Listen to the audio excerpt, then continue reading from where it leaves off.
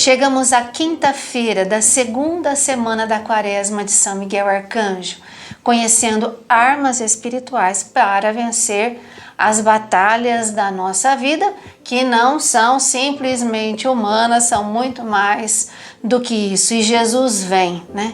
Como nosso Senhor, como nosso Salvador, como Cristo, como Messias, como Filho único de Deus. Seja muito bem-vindo. Se você entrou esses dias aqui no grupo Corações Ardentes ou chegou pelo YouTube, quero dizer para você, você está no lugar certo, né? Quem te trouxe foi São Miguel, para você viver essa experiência que, assim como na nossa vida, vai ser transformadora na sua também. Nós vamos sair daqui soldados bem mais preparados, né, Padre, para essa luta incrível que a gente vive aí todos os dias. Exato, a gente pode dizer que já estamos em combate, né? Mas a Quaresma ela é mais um treinamento, mais um treinamento para o combate da vida, né? Esse combate do qual ninguém escapa, né? Por mais que a gente até gostaria de viver numa zona de conforto, mais cômoda, não existe. Essa vida não existe. A gente não pode se iludir achando que existe uma possibilidade de viver sem lutar. Não existe. Então, se é assim, preparemo-nos para a luta.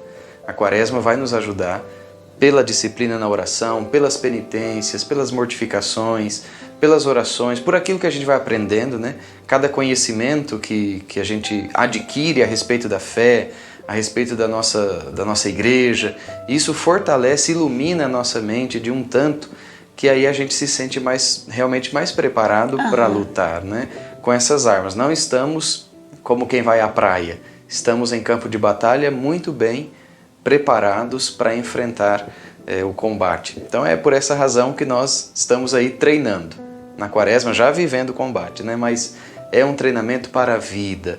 Aquilo que você aprende, aquilo que você reza, aquilo que você adquire como um hábito bom para a sua vida de espiritualidade, isso permanece com você depois da Quaresma. Até por essa razão que a gente diz, é um treinamento, embora a gente já esteja em combate, mas é um treinamento para a vida. Aquilo de bom que a Quaresma plantar na sua vida, no seu coração, cultive isso, cuide disso e leve isso adiante, né? Isso vai fazer toda a diferença, pode ter certeza. A gente vai crescendo e amadurecendo, e como o senhor disse nos vídeos atrás, quando Deus nos encontrar, se não encontrar vitorioso, pelo menos lutando. Nem que seja todo machucado, mas lutando sempre.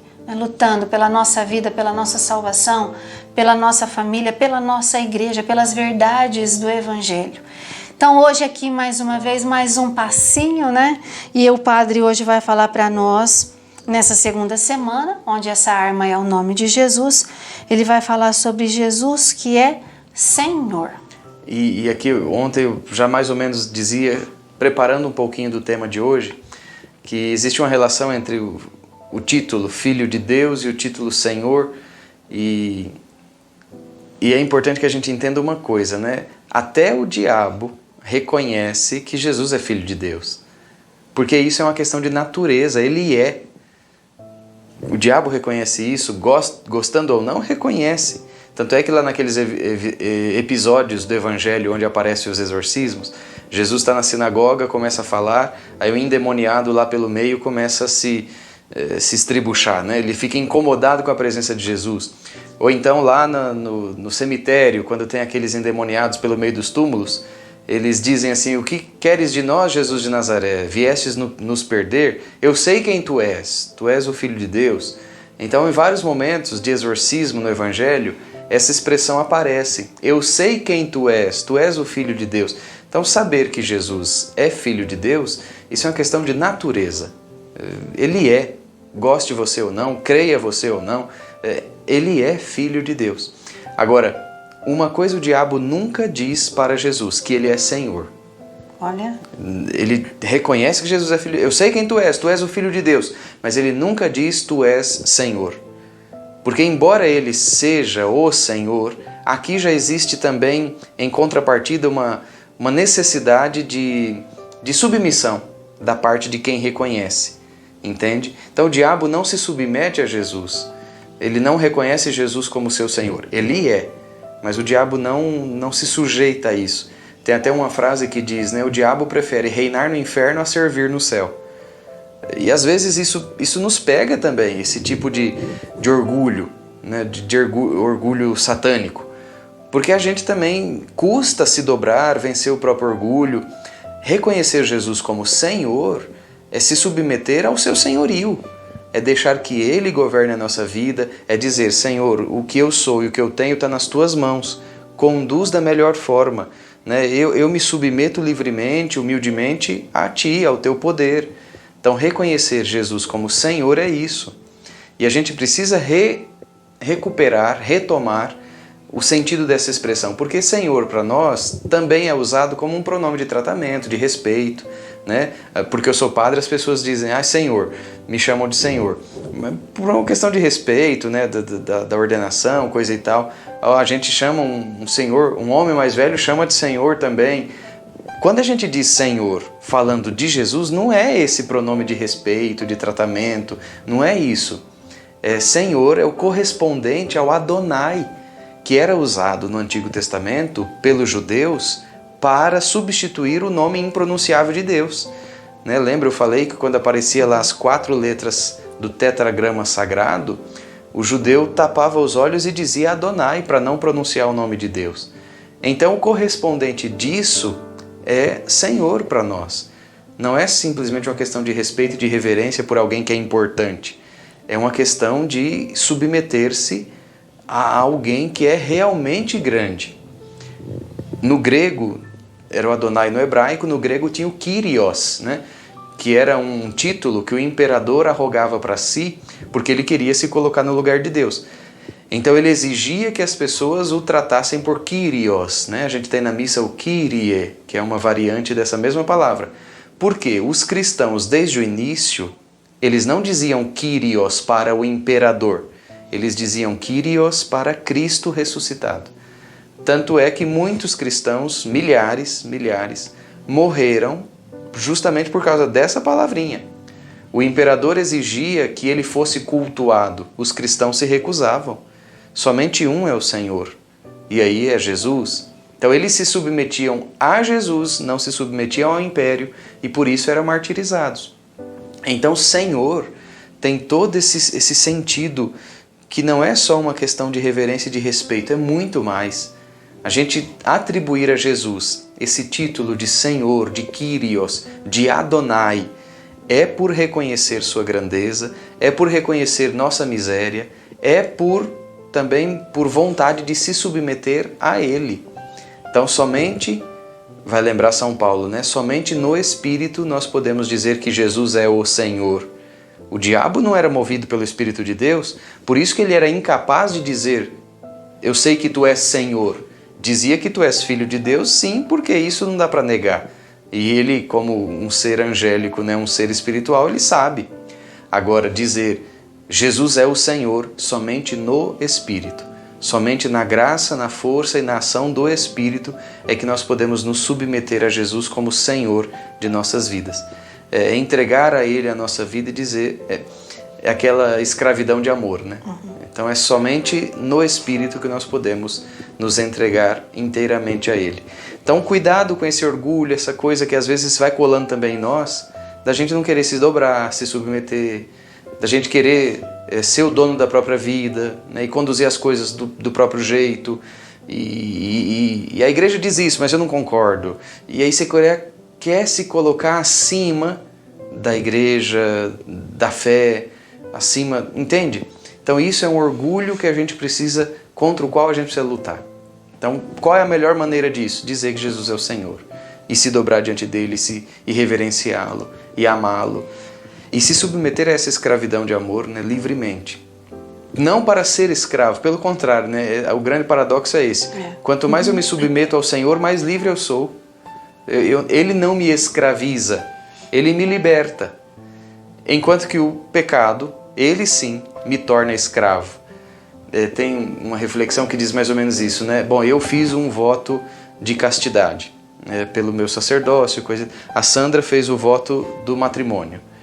Então, nós que vivemos a seriedade desse voto, a qualquer momento nós podemos cair. Eu sou livre para cair, eu sou livre para pecar contra a castidade. A Sandra é livre para trair o seu esposo. Agora, eu não faço por amor ao voto que eu fiz. Eu me sinto livre para cair a qualquer momento, mas eu não caio por amor a um voto. Agora, uma pessoa que é viciada em adultério, em pornografia, em masturbação, essa pessoa não pode bater no peito e dizer eu sou livre para parar a hora que eu quero. Não consegue. O pecado realmente escraviza. Então ele promete um desejo, um prazer, uma liberdade que ele não dá. Então quando eu olho para Jesus e o reconheço como Senhor, eu estou me submetendo a Ele, me entregando a essa escravidão de amor para ser verdadeiramente livre. Enquanto que o pecado seduz, engana, mente, dizendo que vai nos tornar verdadeiramente livres, quando na verdade ele vai nos escravizar. Isso acontece com um drogado, né? Eu sou livre para poder usar a droga a hora que eu quiser. Eu posso cair nessa tentação. Agora, uma pessoa que já está viciada não é livre para dizer eu paro a hora que eu quero. Percebe? Talvez o exemplo seja um pouco absurdo, um pouco exagerado, mas só para mostrar isso. Eu me submeto a Jesus e por isso mesmo, escravo dele, sou verdadeiramente livre. Enquanto que quem cede ao pecado, quem cai na armadilha do pecado com a falsa promessa de felicidade, de realização, torna-se escravo dessa situação, torna-se escravo do pecado, né, em si, do diabo, né? Amarra-se de novo ao diabo. Então, dizer Jesus é o Senhor é essa submissão livre de amor que nos torna verdadeiramente livres. E repito, né, só para a gente fixar bem isso, não é um Senhor apenas por respeito, é um Senhor, é muito mais. Talvez falta palavras até para a gente expressar o que significa isso, mas só de lembrar quantos cristãos derramaram seu sangue por essa profissão de fé, por dizer Jesus é o Senhor e só Ele é o Senhor. Há uma só fé, um só batismo, um só Senhor, né? Efésios 4:4. Então, quantos derramaram o seu sangue por essa palavra, por essa verdade, né? Por essa submissão de amor? Então, tudo isso exemplifica para nós o que significa essa expressão. E por o diabo não conseguir reconhecer Jesus como Senhor, essa palavra torna-se para nós uma arma ainda mais forte. Quando vem a tentação, no combate espiritual, quando vem o tentador, eu digo, Jesus é o meu Senhor. Não foi esse o grito que venceu Satanás, né? Quem é como Deus? Ninguém é como Deus. Só Deus é Senhor. Então aí Miguel vence Satanás por esse grito de submissão livre e amorosa a Deus, que é o único Senhor. Então que nós aprendamos a reconhecer o sentido dessa palavra, que nós aprendamos no Espírito a dizer verdadeiramente, Jesus, Tu és Senhor de minha casa, de minha vida, de minha família. Eu coloco tudo isso sob o Teu senhorio. Então é essa a proposta da nossa reflexão, da nossa oração hoje. O nome de Jesus como Senhor. Submetamo-nos a Ele para vencer as investidas e as mentiras de Satanás. Grande ilusão, é isso que a gente ouve de tantas formas, né? Que a gente é dono da nossa vida, que nós somos o Senhor da nossa vida. Eu faço o que eu quero com o meu corpo, eu faço o que eu quero com a minha vida. Então, quando eu digo eu faço o que eu quero, ninguém manda em mim, quem que é o Senhor da minha vida é eu mesmo, né? Então, essa é a grande ilusão do mundo, vamos dizer assim, tentando convencer a gente dessa grande mentira. E sabe, Padre, enquanto o senhor falava, muitas vezes, quando a gente está num momento de oração ou num encontro de cura e libertação, e aí, né, alguma pessoa está ali recebendo oração, então, normalmente, a gente é levado, quando nós estamos recebendo oração, ou a pessoa que está rezando leva o outro a dizer, declara Jesus como seu Senhor e Salvador. E muitas vezes, chega naquela hora, a pessoa não consegue. Ela tem existe um bloqueio, né? É algo assim, muito forte. E a gente tenta ajudar, né? Diz, Jesus é o meu Senhor. Não sai. A pessoa não consegue, ela trava ali naquele momento. Para mostrar pra gente, né? A força dessa declaração que Jesus Cristo é o único Senhor e Salvador da nossa vida. E olha que bonito, a gente só consegue falar isso pelo Espírito. Eu nunca tinha entendido direito o que queria dizer exatamente isso que a gente lê, mas é só no Espírito Santo que alguém consegue declarar que Jesus é Salvador, é Senhor. E eu pensava, mas por quê? Parece que é tão fácil, né, falar. E aí hoje o senhor explicando, eu realmente entendi que não que a força de no Espírito Santo falar, declarar, mais do que falar, declarar. Exato. É uma submissão total, né? É uma entrega, e isso custa realmente. É claro que quem já se habituou ao pecado, quem já se amarrou de alguma forma às estimações, né? A gente tem um pecado de estimação, dificilmente consegue se desamarrar. Tem uma história que fala de um elefante que foi levado para o circo, ele era ainda filhote, e sempre amarraram a pata do elefante a uma estaca, e ele não tinha força ainda, não conseguia se soltar. O fato é que ele cresceu e continuava amarrado por aquela mesma cordinha, por aquela mesma estaca. Quer dizer, agora já é um elefante adulto, tem força de levar o circo embora se quiser, mas ele se sente preso ali porque acreditou desde pequeno que não tinha força para se libertar daquilo, para se livrar daquilo. Então ele cresce condicionado a achar que ele não tem força de se libertar. E tem, né? Então, a declaração de Jesus é o Senhor, ela é difícil porque a gente foi condicionado a viver sob o jugo do pecado. Mas quando a gente entende o poder que tem essa declaração, é como se a gente fosse esse elefante que de repente levanta a pata e arranca a estaca do chão e se liberta de uma vez. Claro que é difícil de fazer isso por essa série de condicionamentos, né? Eu não fiz essa experiência que a Sandra está descrevendo, mas eu já ouvi testemunhos a respeito disso. Quando você está lá no momento de oração e os servos vão ajudando a pessoa a reconhecer o senhorio de Cristo em sua vida, e a pessoa trava e bloqueia naquela hora, ela não consegue. Porque isso não é uma declaração vã, leviana, que a gente solta assim. Isso precisa vir do fundo da alma. E num momento de oração, se não é na força, na graça e na ação do Espírito Santo, não consegue mesmo, porque se sente um elefante preso. Porque ficou preso a vida inteira. Desde pequeno não conseguia se libertar, ninguém ensinou como. Agora, quando chega já adulto, numa idade que teria forças para isso, não consegue, porque está condicionado. Então é na graça, na força e na ação do Espírito Santo que essa expressão ela sai de nós cheia de força, de vigor e de vida. Se não for assim, realmente a palavra se esvazia e aí ela perde sentido, né?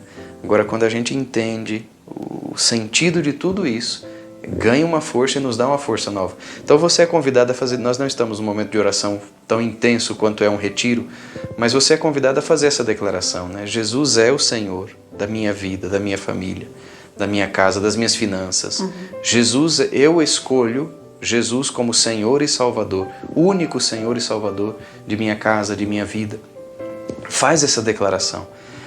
Pode ser que você também sinta essa dificuldade, eu não consigo, porque eu quero ainda reter o controle sobre algumas coisas, eu quero ainda que as coisas sejam do meu jeito, então eu não quero entregar tudo para Jesus. Então se você sente que vai ter essa dificuldade, o convite ainda se torna mais intenso para você, que você peça a São Miguel a graça de se submeter a Jesus e só a Ele, que você se liberte dessas amarras que foram te condicionando, que foram te aprisionando desde muito cedo. Não tem nada melhor do que submeter-se a um Senhor bondoso que nos ama.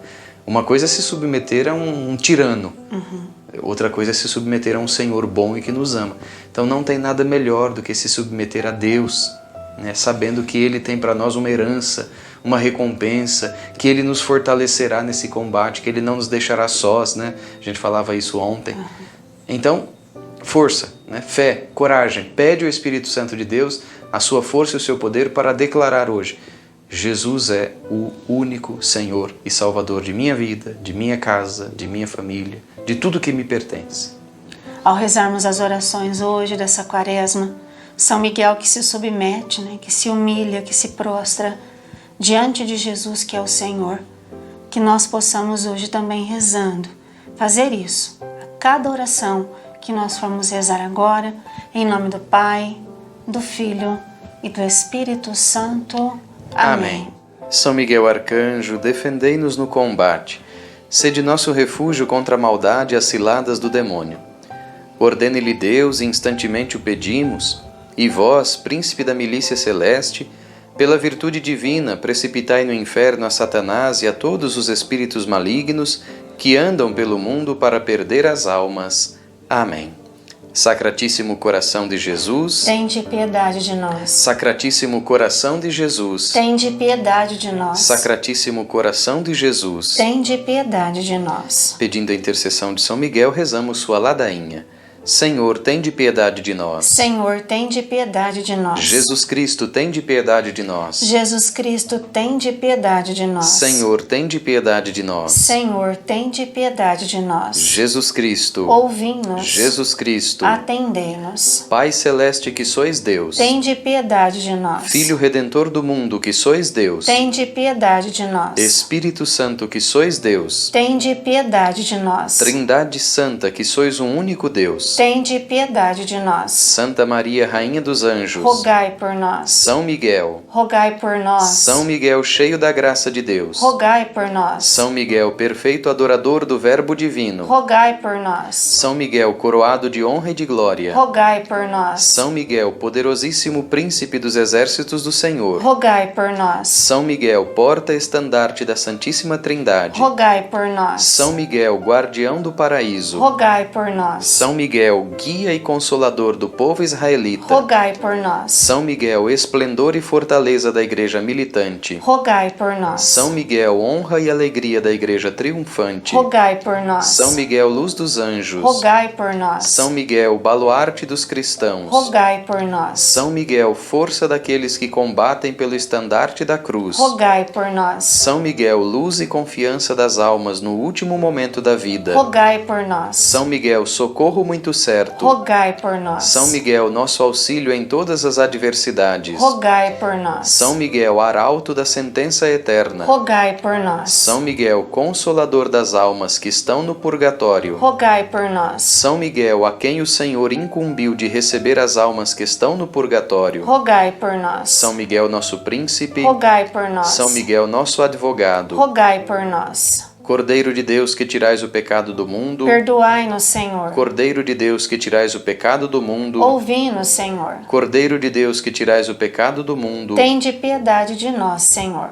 rogai por nós, ó glorioso São Miguel, príncipe da Igreja de Cristo, para que sejamos dignos de suas promessas. Oremos. Senhor Jesus, santificai-nos por uma bênção sempre nova e concedei-nos pela intercessão de São Miguel essa sabedoria que nos ensina a juntar riquezas do céu e a trocar os bens do tempo presente pelos da eternidade.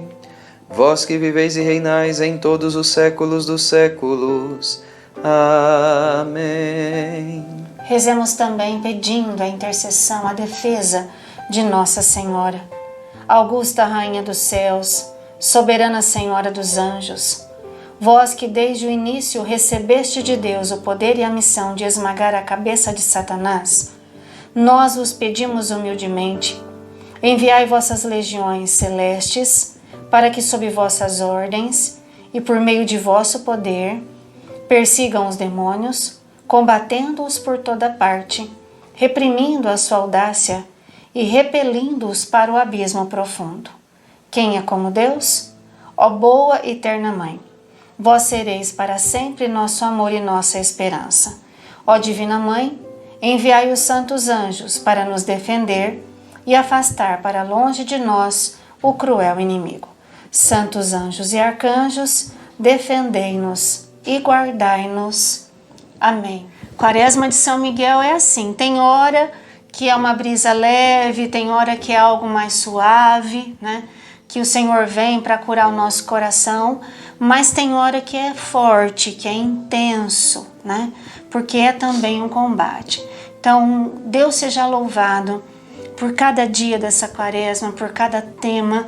Deus seja louvado pelo sim de cada um de nós nessa abertura do coração e por tudo aquilo que o Senhor já está realizando na nossa vida através dessa quaresma de São Miguel Arcanjo. Amanhã nós vamos nos encontrar na sexta-feira e o tema de amanhã é heresias cristológicas. É isso, Padre? Isso, porque durante a história da igreja foram surgindo erros, né? Com relação a esse conhecimento de Jesus, muitas coisas foram se deturpando, né? E isso é um perigo para a fé, né? Muitas coisas que aparentemente parecem agradáveis, bonitas, né?